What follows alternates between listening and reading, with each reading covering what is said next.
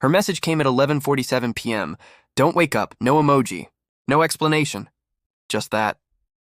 The TV was still on, casting a faint blue glow across the room. I'd been half asleep, but those 3 words pulled me wide awake. Don't wake up.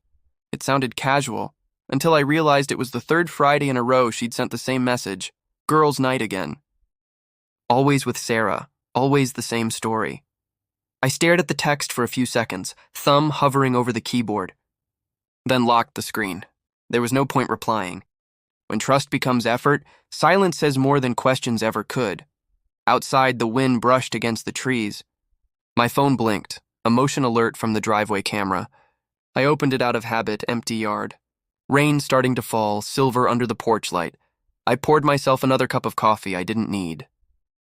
The house still smelled faintly like her perfume, expensive, soft, clinging to the walls. She'd left at 7. Red dress, laughter in her voice. Said she'd Uber home with Sarah. Don't wait up, she joked. I waited anyway. Midnight, 1 a.m. The coffee went cold.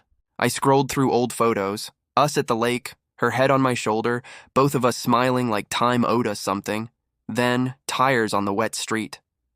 A door closed. A laugh, a deep male. The motion alert blinked again. I tapped it open.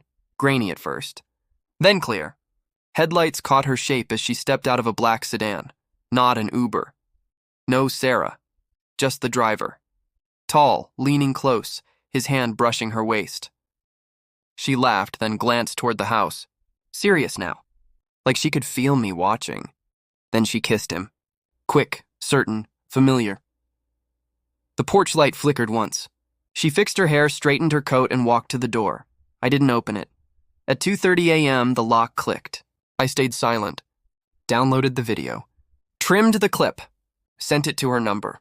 No caption and just proof. Delivered. Seen. Nothing. Through the door, I heard her keys, her breath, her hesitation. The kind that used to mean guilt. Back when we still talked about things. The typing dots appeared, vanished, reappeared. Then gone, she knocked once. James. Her voice trembled. I didn't answer. She stood there, waiting, the silence pressing against the walls like it wanted to speak for me. Then my phone buzzed. A message. Can we talk? I stared at the thumbnail of the video, her hand on another man's chest, her smile. I muted the phone, leaned back in the chair, and let the seconds stretch into something colder than anger. Because what I planned next, she'd never forget. The long night, she lingered outside for a while, pacing from the door to the window, knocking softly, whispering my name. I didn't move. The camera caught her standing there, soaked, shivering, clutching her phone like it could save her. Another message. I can explain. The oldest line in the book. 15 minutes later, I heard her car start.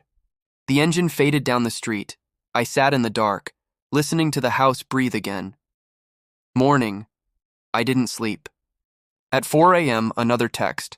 I'm at Sarah's. Please don't do anything stupid. The irony almost made me laugh.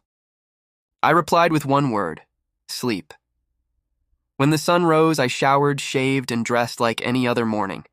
In the mirror, I saw a stranger, tired eyes but steady. Downstairs, her coffee mug still sat on the counter. Lipstick on the rim. I washed it, dried it, and put it away. At noon, my phone buzzed again. Can we meet after work? I didn't answer. That evening, when I got home, the coat she wore last night hung by the door. She'd been here. The camera confirmed it. In and out within 30 minutes.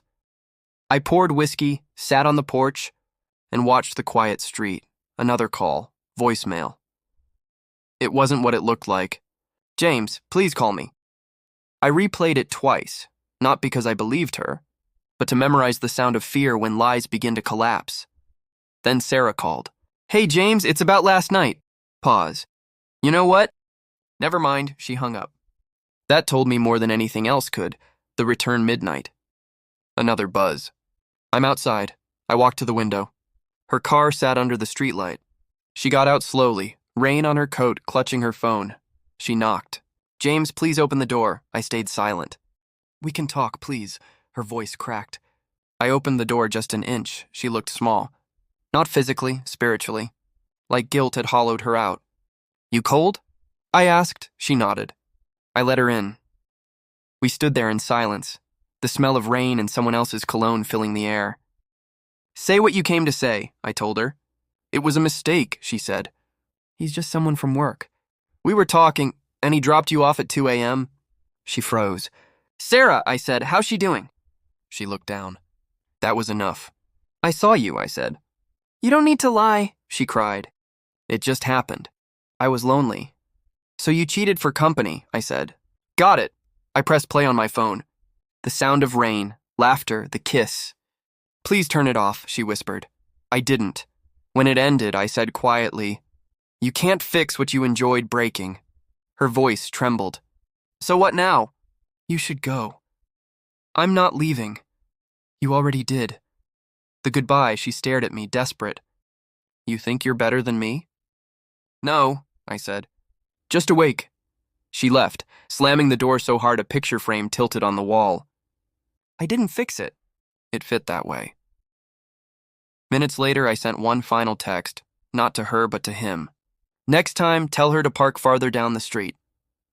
2 minutes later, the camera pinged. Motion detected. The same car. Through the rain, I saw the driver slam his hands against the wheel. That's when I knew. This wasn't over. But I was, because sometimes silence isn't surrender. It's the sound of someone finally choosing peace.